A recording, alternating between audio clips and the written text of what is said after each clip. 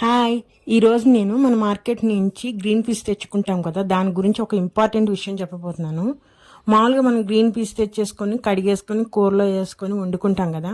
నేను కూడా అట్లానే కర్రీ కోసం అని చెప్పి తెచ్చి కడిగి నానబెట్టానండి. అయితే కూరలో వేయటం మర్చిపోయాను. కొంచెం సేపు అయిన తర్వాత చూశానండి. చూడండి ఎట్లా ఉన్నాయో.